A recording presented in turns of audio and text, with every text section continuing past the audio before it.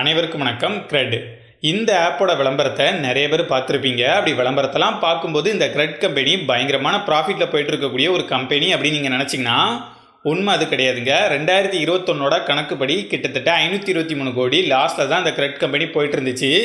இப்போ லாஸ்ட்டில் தான் இருக்குது. என்னப்பா சொல்கிற, இப்படி லாஸ்ட்டில் போயிட்டு இருக்க கம்பெனியை இந்த அளவுக்கு செலவு பண்ணி விளம்பரம்லாம் பண்ணுறாங்க, கேஷ்பேக்லாம் கொடுக்குறாங்களே அப்படின்னு சொல்லி நீங்கள் யோசிக்கிறது புரியுது.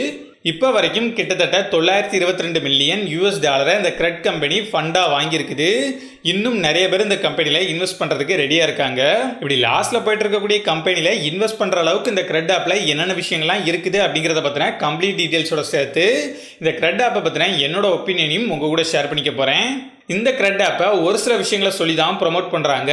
என்னன்னா, உங்ககிட்ட ஒரு கிரெடிட் கார்டு இருந்துச்சுன்னா அந்த கிரெடிட் கார்டோட பில்லை கரெக்டான டைமுக்கு நீங்கள் பே பண்ணல அப்படின்னா லேட் ஃபீ போடுவாங்க. அது மட்டும் இல்லாமல் ஒரு சில கிரெடிட் கார்டில் ஹிடன் சார்ஜஸ்லாம் இருக்கும். ஆனால் அதுவே நீங்கள் இந்த CRED ஆப்பை யூஸ் பண்ணீங்க அப்படின்னா உங்கள் கிரெடிட் கார்டோட பில்லை எப்போ பே பண்ணணும் அப்படிங்கிறத இந்த அப்ளிகேஷனே உங்களுக்கு ஞாபகப்படுத்தும். அது மட்டும் இல்லாமல் அந்த கிரெடிட் கார்டு கம்பெனி ஏதாச்சும் ஹிடன் சார்ஜஸ் போட்டிருந்தா அதையும் இந்த அப்ளிகேஷனே உங்களுக்கு சொல்லிடும். இந்த மாதிரி நீங்கள் பில்லை பே பண்ணும்போது கேஷ்பேக் கொடுக்கறதாகவும் சொல்லி தான் ப்ரமோட் பண்ணுறாங்க. கிரெடிட் கார்டு வச்சிருக்க எல்லாராலையும் இந்த அப்ளிகேஷனை யூஸ் பண்ண முடியாது. உங்களோட சிபில் ஸ்கோர் 750க்கு மேலே இருந்தால் தான் உங்களால் அந்த CRED ஆப்பை யூஸ் பண்ண முடியும்.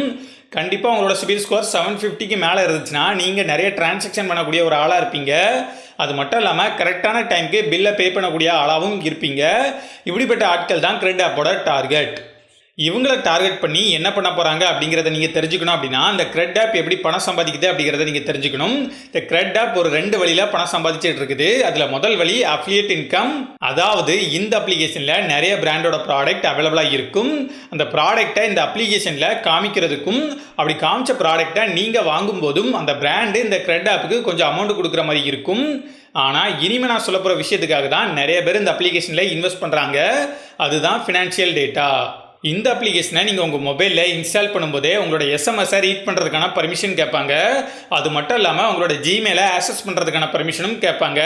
இந்த 2 விஷயத்துக்குமே நீங்கள் அலோவ் கொடுத்தா தான் உங்களோட கிரெடிட் கார்டு பில்லை கரெக்டாக ட்ராக் பண்ண முடியும் அப்படின்னு சொல்லுவாங்க. இதெல்லாம் கேட்டுட்டு நீங்கள் இந்த 2க்குமே அலோவ் கொடுத்தீங்க அப்படின்னா நீங்கள் எதுலலாம் அதிகமாக செலவு பண்ணுறீங்க, எந்த அளவுக்கு செலவு பண்ணுறீங்க அப்படிங்கிறத பற்றின கம்ப்ளீட் டீட்டெயில்ஸ் அவங்கக்கிட்ட இருக்கும். அதை வச்சு டார்கெட்டடான அட்வர்டைஸ்மெண்ட்டை உங்களுக்கு கொடுப்போம் அப்படின்னு சொல்லியிருக்காங்க.